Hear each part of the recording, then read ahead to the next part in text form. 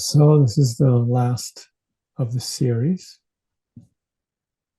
As I was trying to feel into what I might want to say tonight.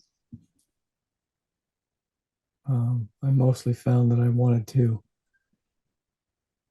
have more dialogue with you, but then kind of something came in just a little bit that I'll talk about briefly. And in some ways, this is a summation. It's like attunement has been really important in this whole matter of integrity, being attuned. And I was just reflecting on what is it that makes attunement hard? We've talked about different kind of behavioral things regarding speech and livelihood and action and so forth.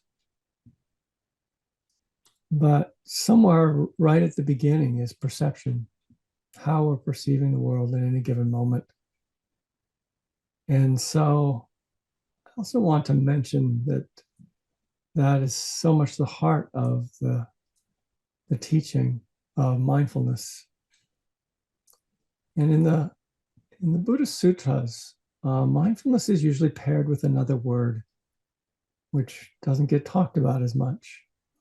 So the word for mindfulness is sati, and it's usually paired with another word, sampajana. So sati sampajana is kind of the key, the central point of the practice.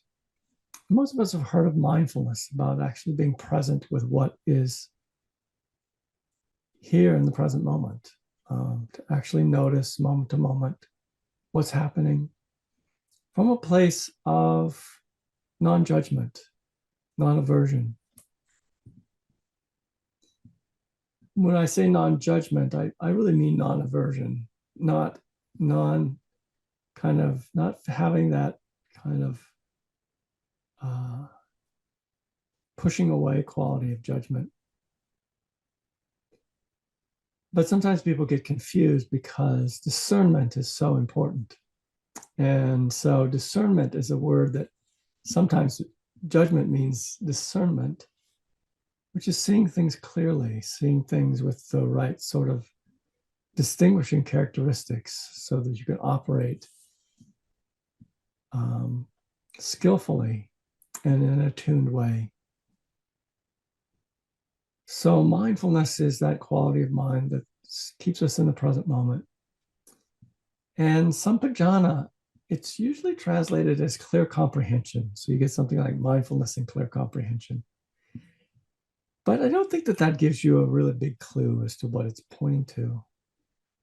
Sampajana refers to being in touch with the whole context in which the present moment is happening. So to give an example, this often would happen on intensive meditation retreats where there's so much emphasis on mindfulness and paying close attention to your experience moment to moment, that you'd sometimes find yourself kind of so mindfully engrossed in, say, dishing your food up, that you were completely oblivious to the line behind you and everybody who wanted to get through, that it's possible to be so tuned into the present moment as to be oblivious. And so sampajana refers to that non-obliviousness of us as human beings, of actually being able to take in the whole context, that as we're mindfully present, we're actually aware of how we're affecting other human beings, how we're affecting our environment. So there's, clear comprehension, total understanding of the whole picture might actually be the better way to translate sampajana. Pajana simply means understanding, and sam is this funny kind of prefix in Indic languages that it's similar to the word con in Latin, together. So, but it has this added kind of meaning of whole, everything as a whole, understanding the whole, grasping the whole, being aware of the whole of what's going on. So sati sampajana. And what tends to interfere with that, and again, this is very much the most basic part of the Buddha's teaching, are things like desire and aversion and delusion. You know, the three poisons of the mind, classically presented in Buddhism, are craving, might be a better word than desire, because some desires are not craving, some desires are skillful. The desire to hear the teaching is a skillful one. So we'll use craving as that kind of compulsive desire that people sometimes have. It blinds us to reality. It blinds us to the whole context of things. There's a story that I kind of tell on myself sometimes here, of what that's like. Way back when I lived in Seattle years ago, and Kate and I were not yet married. We were courting, as they used to say, maybe in my parents' generation. We were going out, and we lived in North Seattle, and there was this place called the Honey Bear Bakery, which had this sort of carved honey bear on the outside. And it was one of our favorite bakeries, and we lived not far from there. And we had developed a particular craving for their Marionberry pie. Now, Marionberries, you may not have heard of. They're basically blackberries. They're a particular kind of hybrid blackberry. So you can imagine a blackberry pie. You kind of get the idea. And so, so we like to walk down there. And actually, we had to drive, now that I think about it. It was a little far to walk. And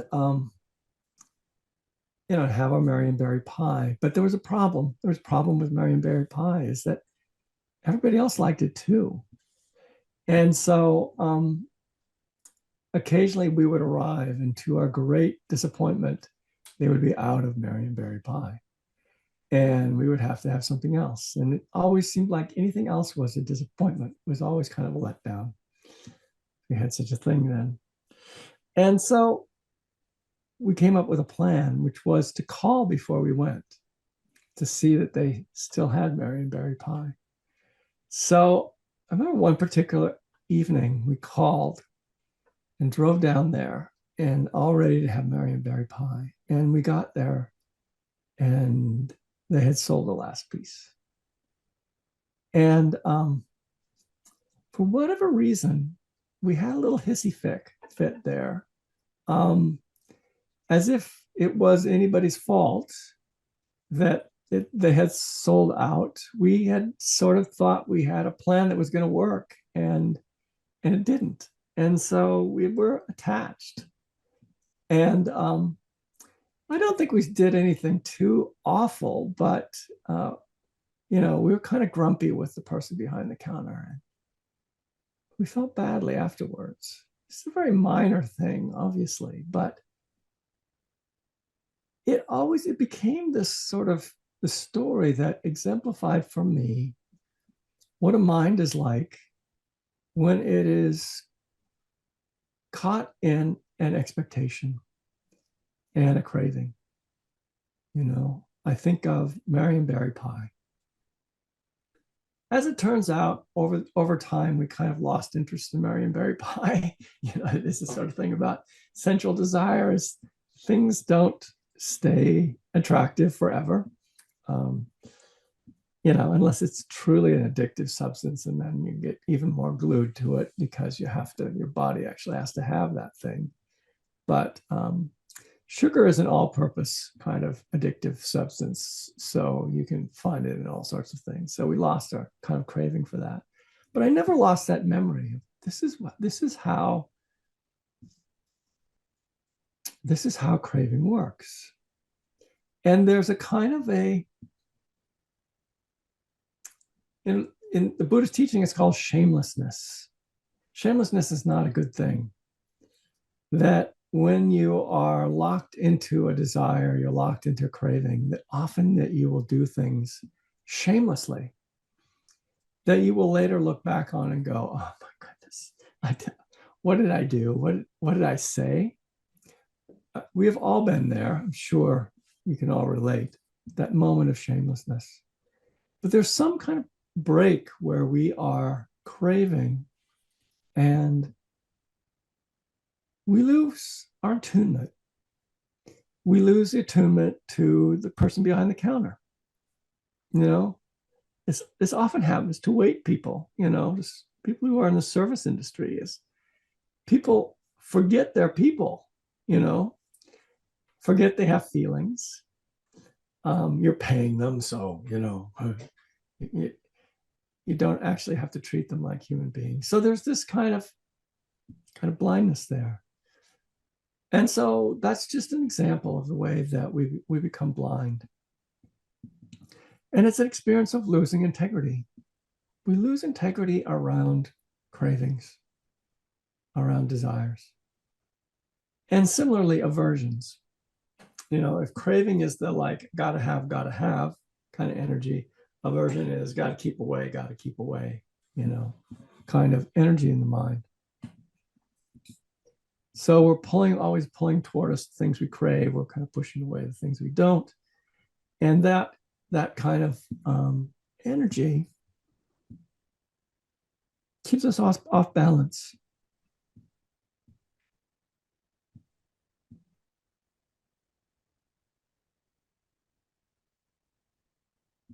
And if I can say a word for delusion, so where is delusion in the Marionberry pie?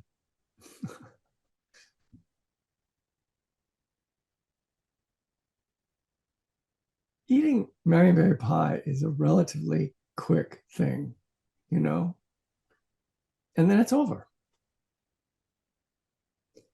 And because you had that, you don't really have, you're not really any, how can I put this?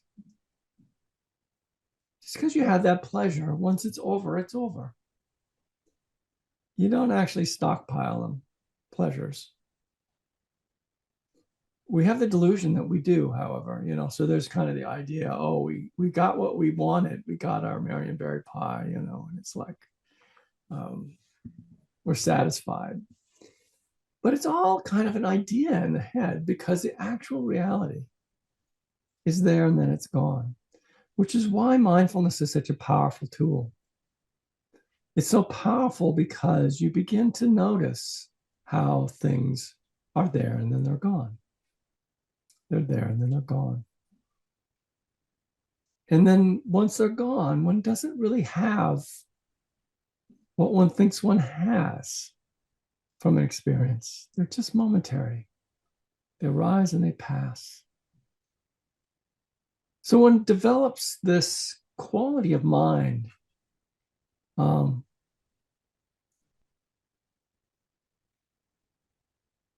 recognizing that characteristic of reality, the way that things are impermanent, the way that they're insubstantial, and the way that they don't bring lasting satisfaction. Satisfaction is a relatively unstable thing when it's attached to getting things and avoiding things. It's very unstable. So all of this is, all this language is about integrity and what draws us out of integrity.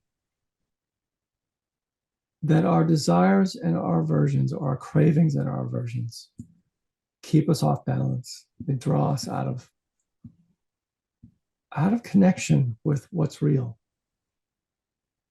and connection with ourselves too. Though I have to be a little clearer when I say connection with ourselves, it's rather vague, because one could say when you're heading for the Marionberry pie, you're connected with yourself, you're connected with this strong craving, gotta have it kind of thing. So I don't mean that. And this is what's really, I think, core to the teaching about integrity is there's a pleasure that's much deeper and more important than sense pleasures. There's a pleasure that's deeper and more important than getting what one wants.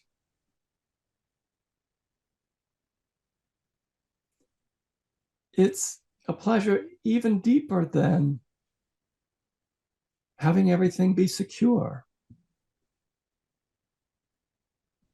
It's the pleasure of integrity. Integrity has a distinct pleasure to it. It's a bit of a mind bender, perhaps, to use that word, but I want to use that there's a distinct enjoyment and a distinct pleasure to being in touch with what is deepest in your heart and acting from that, living from that.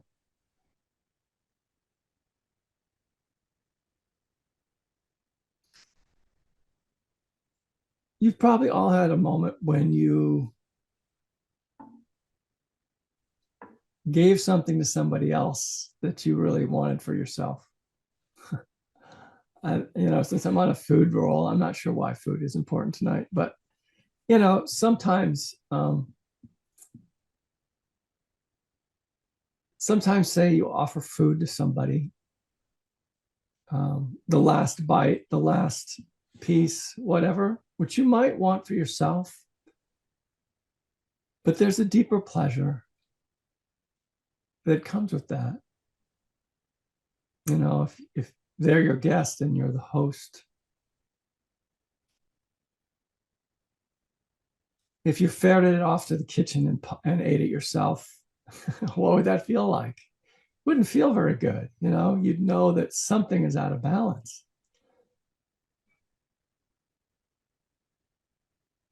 We very rarely even name this pleasure, the pleasure of integrity.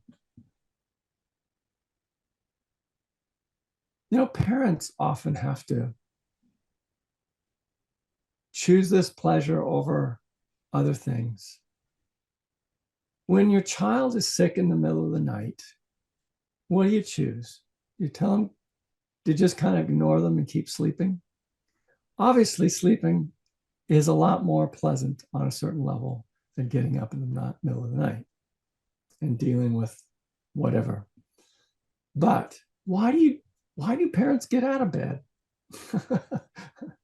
Why do they actually take care of the children in the middle of the night?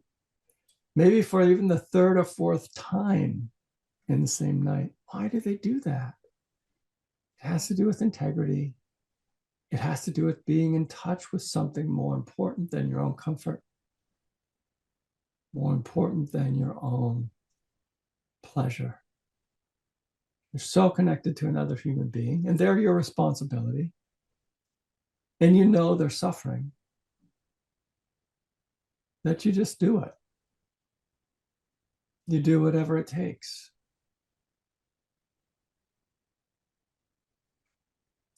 And pleasure might not be the word that occurs to you in that moment. Believe me, it probably won't when you're being drug out of bed by a child with a fever or a bad dream or whatever.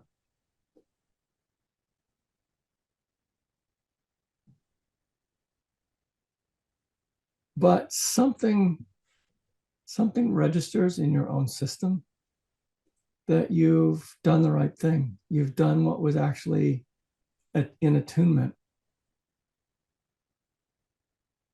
And there is something that feels good about that.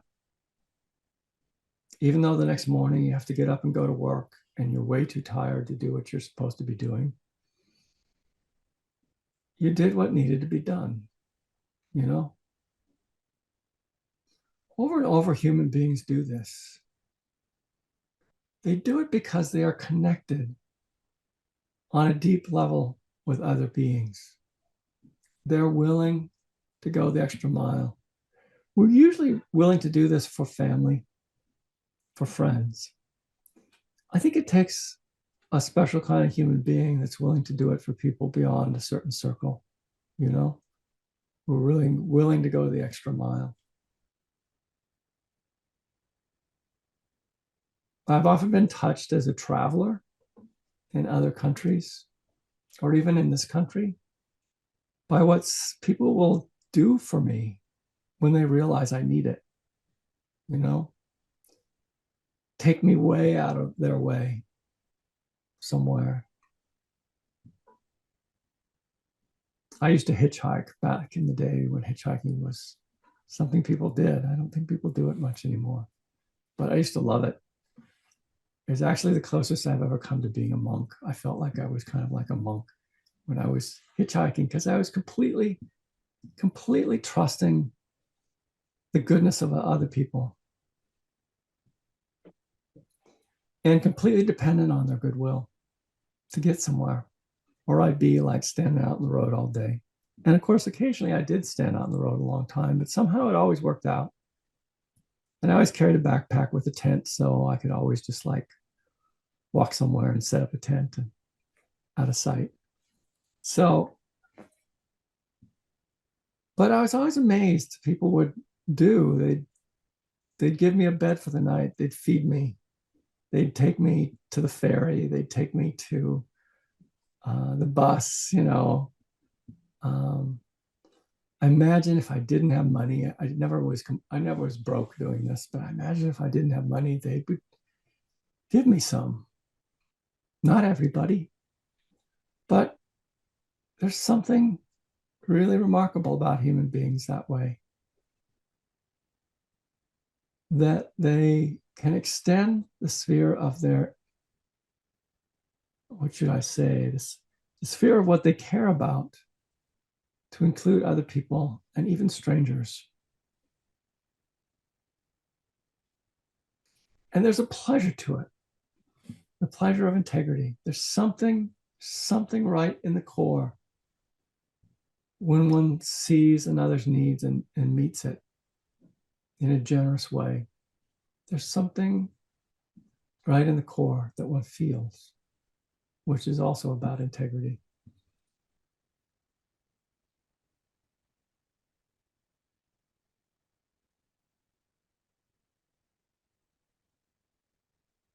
Now, there's also a kind of a way that this goes up in the head and people start feeling guilty about not doing this or that for other people and so forth and so on. I don't necessarily want to trigger that because there always needs to be discernment of what one's capacity is in any given moment.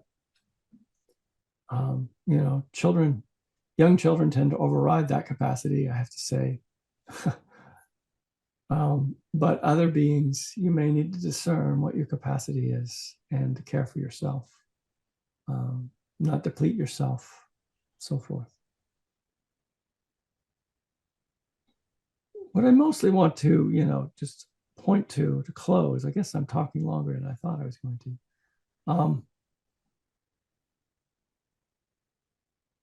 of how integrity is a felt experience. That you can feel yourself in or out of it.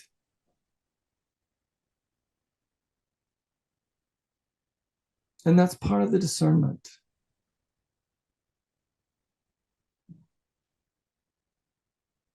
You know, of seeing, am I at peace with this decision to do or not do this thing? Can I be at peace with it?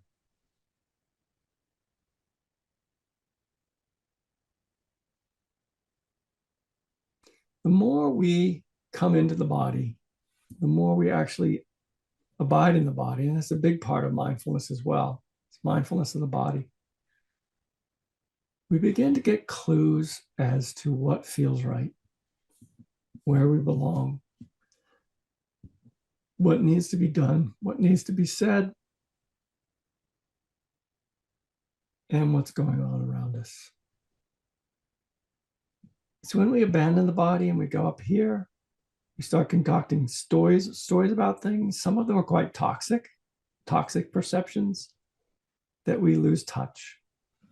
We lose touch with this integrity that we have.